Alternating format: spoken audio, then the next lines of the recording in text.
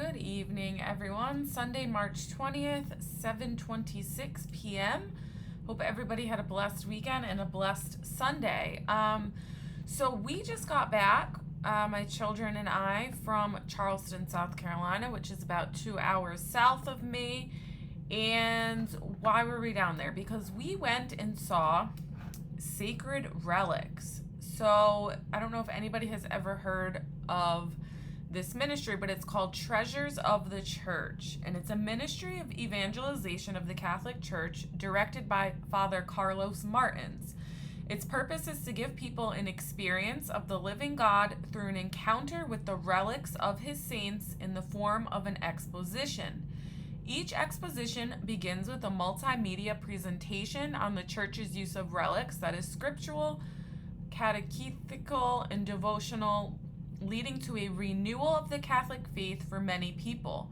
After the teaching, those in attendance will have the opportunity to venerate the relics of some of their favorite saints. And there was quite, first of all, if you ever get the opportunity, I'm going to post the website in the description below. This is an international ministry.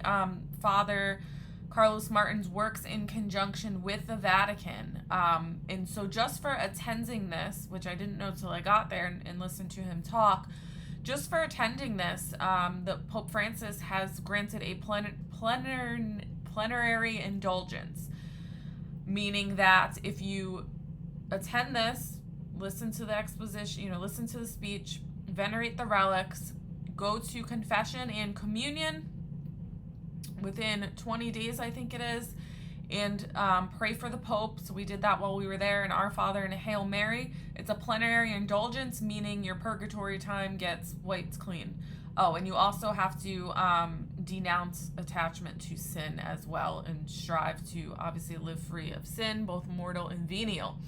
And so we did kinds of an illumination of conscience, seeing, what areas we needed to work on. The talk he gave was absolutely excellent. I'm going to try to find a YouTube video of his talk and also post that below as well. Wow. So if you ever get a chance to attend one of these, please do it, even if you do have to drive 2 hours, and even if nobody will go with you, as it was in my case. I invited a lot of people, but for one reason or another, people just couldn't go or whatever. So it ended up just being me and my kids, which was fine anyway. And there was quite a lot of people, maybe between 300 and 500 people there. And, it was crowded. It was a lot of people in a small area trying to venerate relics. So you have to expect that. You can also bring your sacramentals, your scapulars, your rosary beads, books, and touch them to the relics. And when you do that, they become third-class relics. So kind of a few cool things we did. My daughter brought my St. Faustina diary, touched that to a relic of St. Faustina. Now that's a third-class relic. Rosaries, obviously, scapulars, the crucifix that I have hanging above my front door, brought that and was able to touch that to the actual cross of Jesus, which is going to transition me into my next point. So the there was like 2 tables where you could not pick up the relics just because they were fragile and old and things like that. And these were the big relics. So initially when you got there was 2 lines formed, and you could either start at the first big relics, which was pieces of the cross of Jesus, so from the crucifixion. So some of the biggest pieces in the world we got to see today, which was amazing. So on that table there was the pieces of the cross of Jesus. There was a piece of the crown of thorns and a piece of the lance that he was pierced with. And the other big table was the Holy Family table, and that was a piece of the tunic of St. Joseph, a piece of the veil of the Blessed Mother, and a piece of evidently the crib, baby Jesus's crib. So just really amazing. Some of the other really cool ones, St. Joan of Arc, got to see hers. That was a piece of the grounds from where she was burned. St. Michael the Archangel appeared in an apparition near San Giovanni Rotondo, which was where St. Padre Pio was when he was also there. And so they have a pebble from, I guess, the rock or the cave in which he appeared in. They have a pebble, and that was there. That was super cool. The apostles, all of the apostles, just anyone, Saint Therese, Saint Faustina, I already said, Saint Patrick, Saints Joan of Arc, I said that. And then even Blessed Anna Maria Taggi, I felt definitely a connection to that one. Blessed Carlos, my son was happy to see him. Saint Gemma Galgani, there's like 150, so obviously I can't name them all, but all the big ones you could think of were there. So I was surprised at that. Saint Padre Pio already said that. And so before you go in, he has you pray. The priest, he does this whole talk about relics and about what blocks God's grace, and about he guarantees an experience. That's what he says. I guarantee an experience that you will experience, one of the saints will befriend you. So before you go in, he has you pray that opening yourself up to one of the saints, opening yourself up to the experience of having one of the saints befriend you. So honestly, I didn't really know what to expect. I guess I kind of expected to, and he goes over all of the miracles that have happened in association with these relics. Obviously healings. He said that was a big one. Healings, physical healings. And then some people obviously experience joy and love and peace and the smell of roses, the smell of heaven, and all these uplifting things that happen to a lot of people. And so I didn't know what to expect. I, for one, did not expect to have an experience with the cross of Jesus or the Blessed Mother's veil. Those were the two big ones. And I did not expect to have an experience with either one of those. Just because, I guess, thinking back on it, why I didn't expect it is because I felt unworthy. Like, there's so many other people out there who are much more devout and holier than me, who have been Catholics for longer than me and all these things, that I just felt like if I was going to have an experience, it was going to be with a saint that I've either never heard of or, one of the saints I'm familiar with. So it's my patron saint, Saint Joan of Arc, Saint Padre Pio, who I kiss every day. So I figured it would be something along those lines. And I was wrong. It was actually the opposite. So the two most profound experiences I had were with the cross of Jesus and the veil of the Blessed Mother. And I'll get to those in a second. I did have some minor experiences as well. One with Saint Joan of Arc, my patron saint. And this one is iffy. My children and I both, right when we got to her relic, smelled something sweet, but natural explanations can't be ruled out. So I don't know. It could have been somebody's perfume. I didn't smell roses, nothing like that. It could have been somebody's perfume or something like that.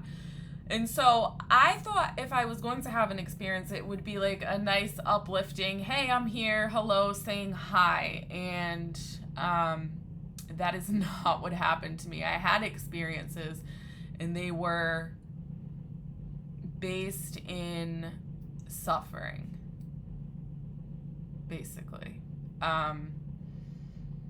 So I'll get to those, just to give my personal witness to this event, really grace-filled event.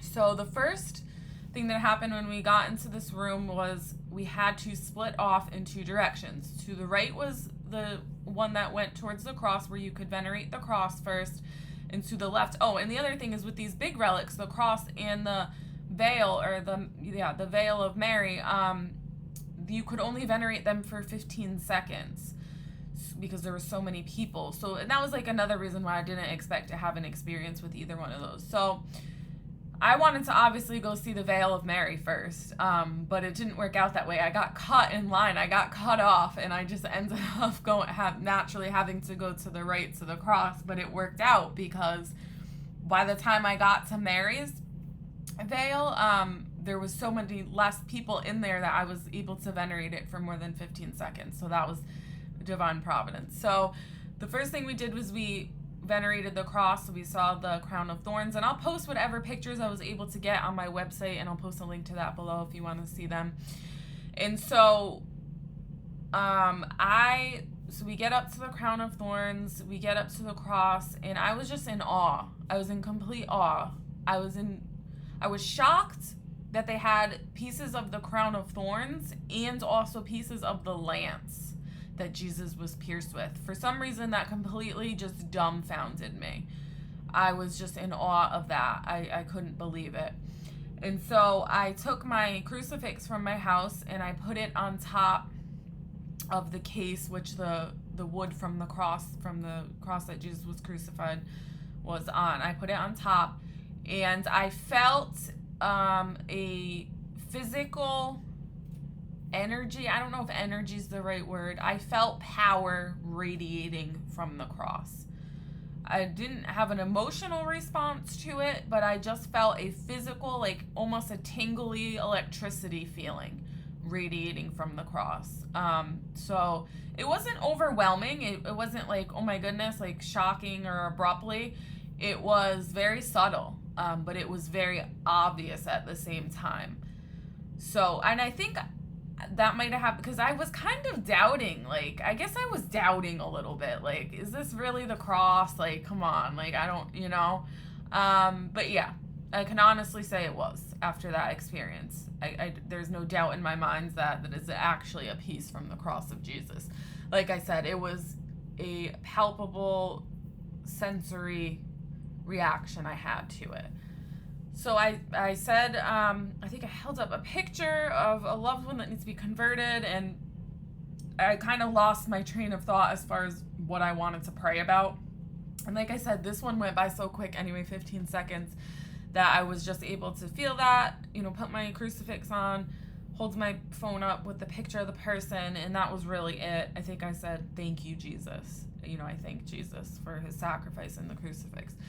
And I got a really good picture of the piece of the lance because I was just so intrigued by that lance. I don't know why I was very drawn to it, though. I was absolutely just like really focused on that. And I even lingered after my 15 seconds was up and probably annoyed the person next to me just to get a really good picture. And so then pretty much the next thing after that happened is then you go to these blue tables where they have just, the relics of the saints, of the other saints. And I almost immediately stumbled across Saint Longinus, I guess his name is.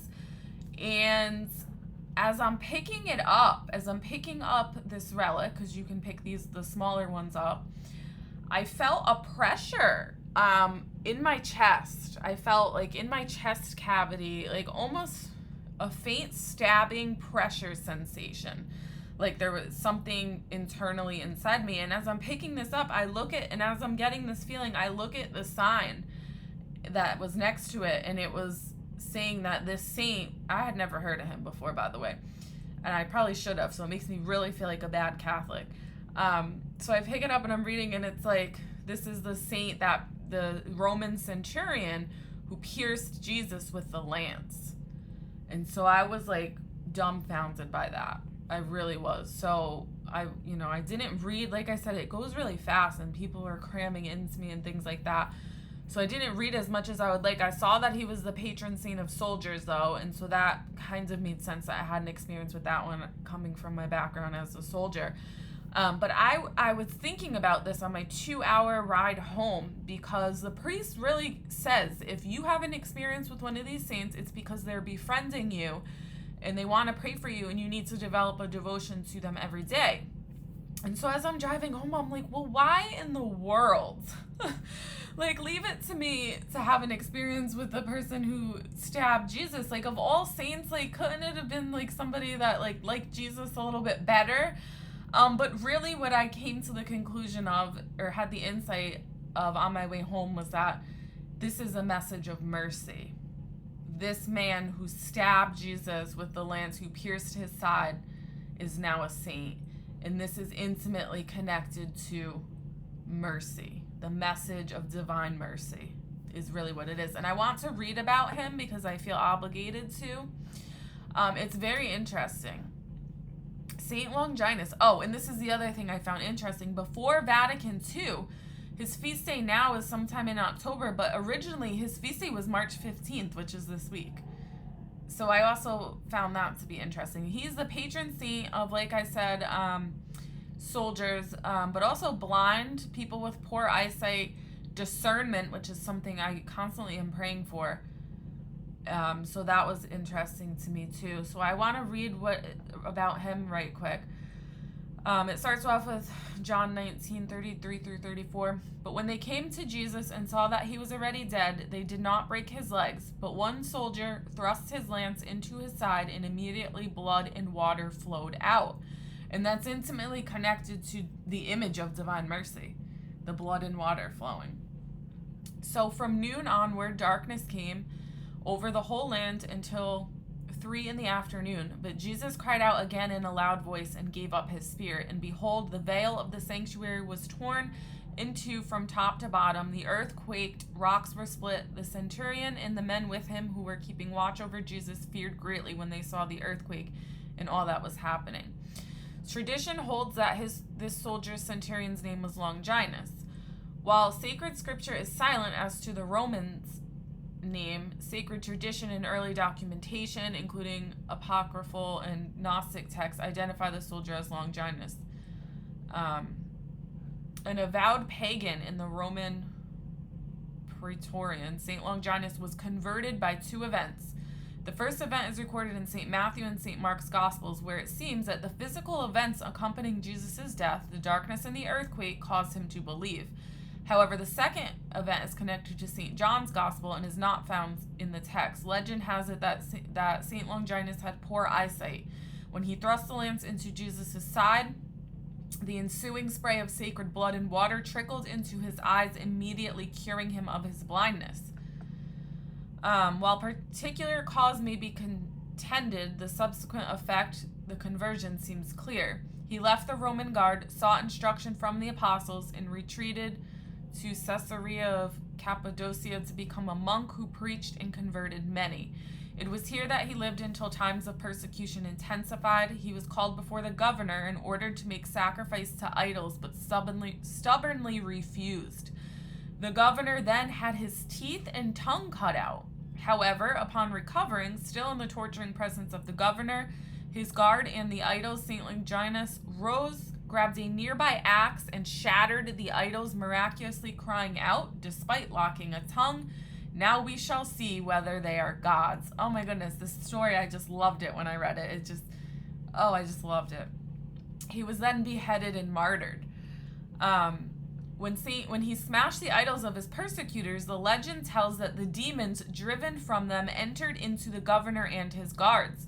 St. Longinus was therefore able to converse with the idols, whom he asked, "Why take ye up your abode in idols?" The demons answered, "Where the name of Christ is not heard and the sign of his cross not imposed, there is our dwelling place."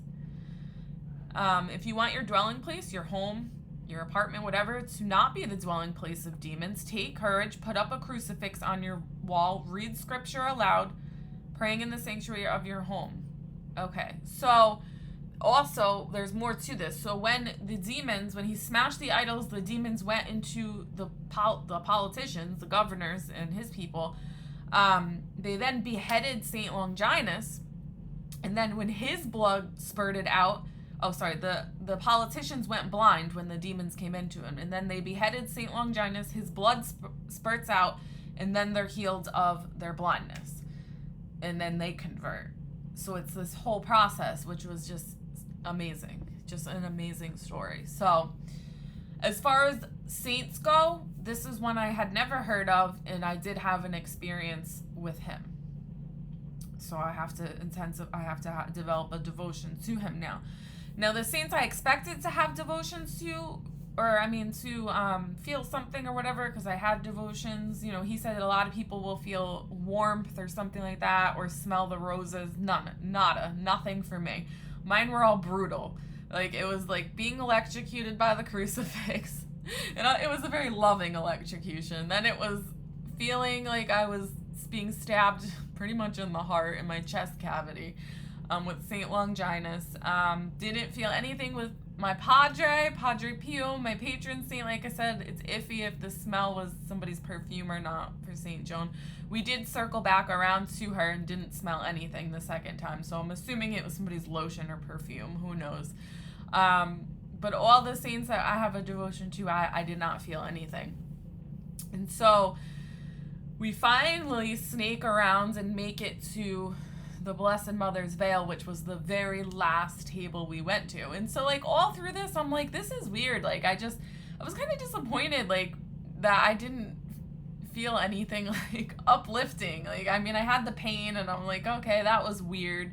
But it made a lot more sense after why I felt that. So during when I was, after I felt that and I was going to the other tables, I was kind of like, I don't know, like, maybe that was just something weird that internally that happened. Like, that wasn't like anything the priest had described. I didn't smell anything. I didn't feel a sense of peace. I didn't feel warmth or anything like that. So I'm like, maybe that was just a coincidence, but it wasn't. And I'm going to tell you how I knew. So then the last table we go to is the Blessed Mother. Oh, there was St. Patrick there too. That was cool. I had my rosary beads from the motherland of Ireland touch St. Patrick's relic. Very cool. So we go to the table with the Blessed Mother, and I don't even think I got a picture of it, I'll be honest with you. I got a picture of Joseph's tunic, though. That was really cool. And so this is the very last station we go to. By this time, I mean, the place is pretty emptied out by now. So there's only, like, I don't know, maybe 10 or so people behind me at this point, whereas previously the line was out the door. So we make our way up to the table. I kneel down to venerate St. Joseph's relic, touch it, ask him. I always ask St. Joseph to intercede for my children, to be a father in the absence of their father. So I did that. That was what I planned on. And then I had a whole bunch of stuff I wanted to ask Mary, to intercede for me for.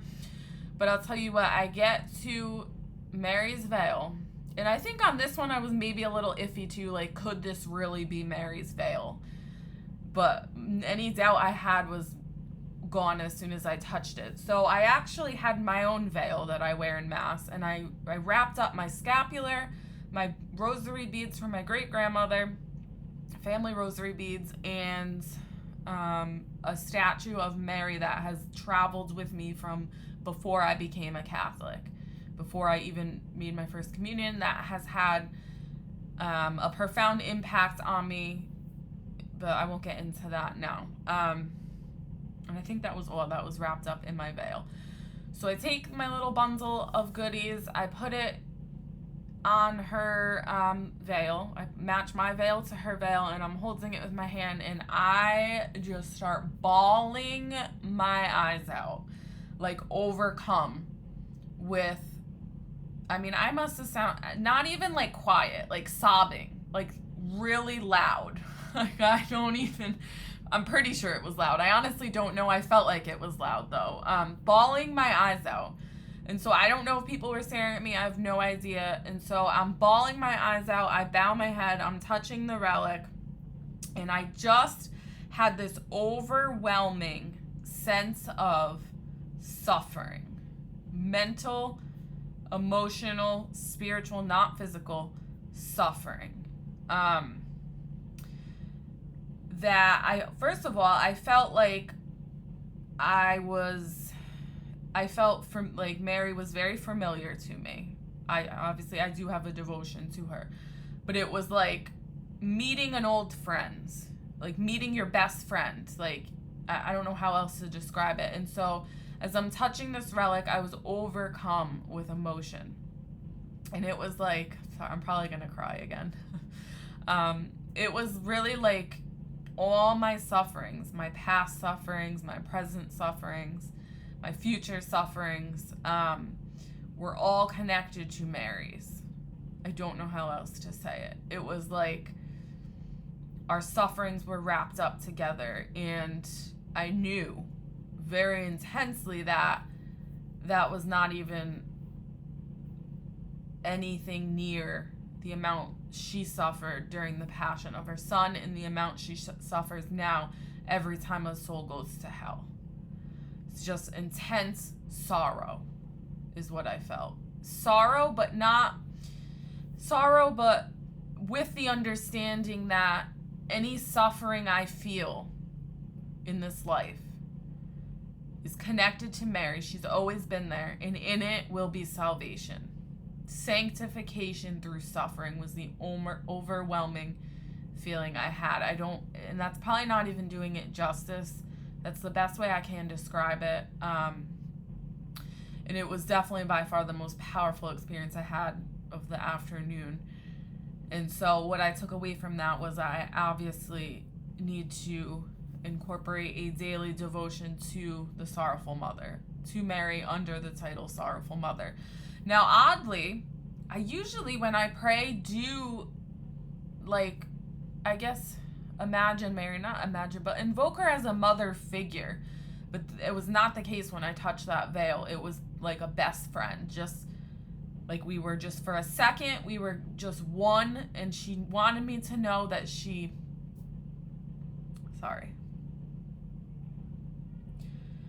wanted me to know that she sees my sufferings, that she's always been with me in my sufferings,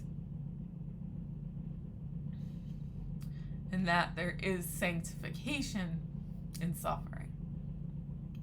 So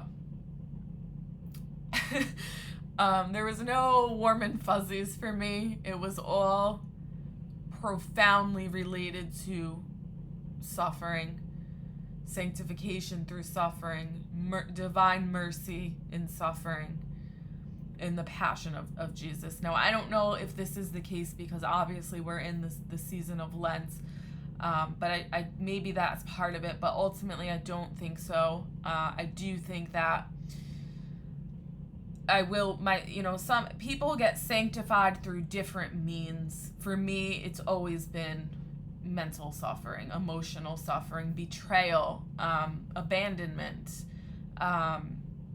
just some really just suffering, just mental suffering. I've been blessed where I have not had a lot of physical ailments. When I was a child, I was a pretty sick child, and when I was born with like 2 dislocated hips, things like that, but not as an adult. Knock on wood, I've been pretty healthy. Praise be Jesus, I should say, not knock on wood, but I definitely have had a full plate of other kinds of sufferings that can't easily be, it's almost easier to physically suffer because then you have a reason to stay in bed sort of thing, whereas mental sufferings, nobody can see those, so people think you're fine, and a lot of times you're falling apart. So yeah, it was powerful. It was powerful. So the things I took away from it, at least for me personally, are definitely to develop a devotion every day to Our Lady of Sorrows, Mother of Sorrows. And my kids didn't say that they had any experiences, although I felt like I had some for them. So there was a couple saints that I felt were making a connection with my children. Whether they felt it or not, they're little, so they were more interested in putting their prayer cards to the relics. But Blessed Carlo, I don't even know. The one who's not, he was the guy the teenager who died of cancer, and he loved playing video games, and he made this whole website about Eucharistic miracles and things like that. So he's in the process of becoming a saint. And I felt a very overwhelming sense that he was reaching out to my son, that there was a connection between him and my son. So that was cool. And then my daughter, I don't even know how to say this one, Saint Tekawiath, and she's gonna yell at me because that's not how you say it. But the Native American, I think it's like the only Native American saint. We have been discerning this for her, because she's in the process of discerning her confirmation saint, her patron saint, even though that's not for a while for her. And so that one came up because my children are both Native, and I felt a profound connection between her and both of my children, my daughter and my son. So very cool stuff. If you ever get a chance to visit this exposition, I highly, highly recommend you not pass it up. For the people that didn't come that I invited, I just felt like it was an overwhelming tragedy for them that they didn't see it, and I hope they get to see it in the future. So that's all. I probably rambled. I wanted to get this video done so I could remember, because I wanted to make sure I said everything that I needed to say. But I'm going to definitely be meditating on this for the rest of the week. Meditating on St. Longinus. That was just weird. I mean, I don't think anybody goes to one of these things. I'm sure people go and are they have a nice experience with St. Therese. They smell the roses. They don't... They don't have an experience with the one who pierced Jesus, but here I am, guys. I mean, I am, so...